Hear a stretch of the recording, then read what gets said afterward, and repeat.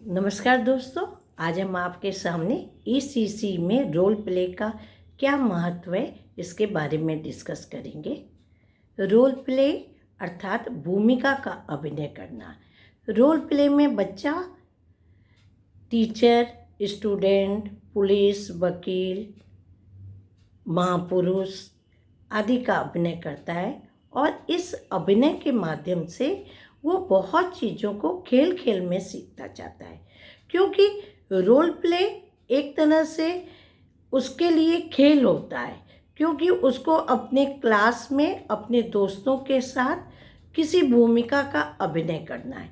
तो बहुत सारी चीज़ों को वो रोल प्ले के माध्यम से सीखता है। सबसे पहले उसके जो भाषा का विकास हो रहा है, मतलब वर्ड्स, शब्द बनाना, सेंटेंस को बनाना, तो उस भाषा के विकास में उसका कम्युनिकेशन स्किल भी डेवलप हो जाता है, क्योंकि जब वो किसी भी रोल में डायलॉग्स को बोलता है तो कैसे उसे संचार करना है, कहाँ रुकना है, कहाँ बोलना है, उन सारी चीज़ों को वो बोलता है। सेकेंड पॉइंट में आते हैं, वो टीम वर्क सीखता है, अपने दोस्तों के साथ काम करना, कैसे सहयोग के साथ उसे कार्य करना है, यह रोल प्ले में वो सीखता है।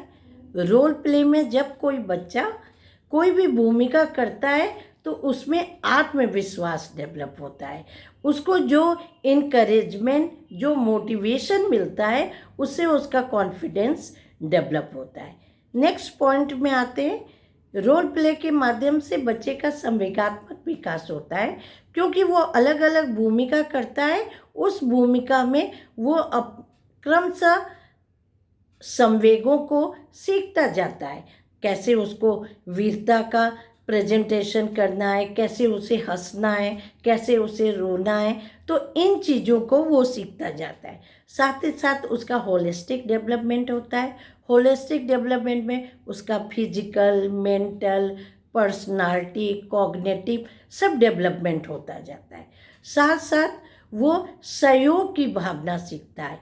सहयोग की भावना, जब साथ में वो काम करता है तो उसको लोगों के साथ कैसे उसे अपने आप से के साथ एडजस्ट करना है दूसरे को, ये सारी चीज़ें सीखता है। तो इस तरह से उसके सहयोग की भावना डेवलप होती है। साथ साथ उसे लर्निंग कैपेसिटी डेवलप होती है, विभिन्न रोल को वो सीखता जाता है, तो वो सीखने की आदत उसे आती जाती है।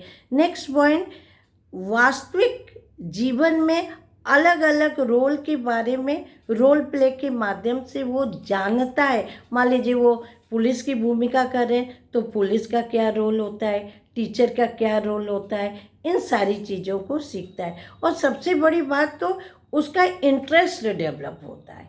यदि वो नाटक करता है, एक बार उसको बहुत मोटिवेशन और अच्छा करता है, उसको प्रशंसा मिलती है, तो लर्निंग बाय डूइंग की थ्योरी वो फॉलो होती है, उससे उसे जो मोटिवेशन मिलता है उससे वो सीखता जाता है। तो ईसीसीई में मतलब early childhood care and education में रोल प्ले का बहुत ज़्यादा महत्व है, और रोल प्ले एक एजुकेशन मेथड है। इसमें बच्चे को खेल के माध्यम से हम बहुत सारी चीज़ों को सिखाते हैं। तो हमने यहाँ पे आपसे रोल प्ले को डिस्कस किया। आगे के वीडियो में आप क्या लेक्चर सुनना चाहेंगे, हमें कमेंट बॉक्स में ज़रूर मैसेज कीजिएगा। Thank you.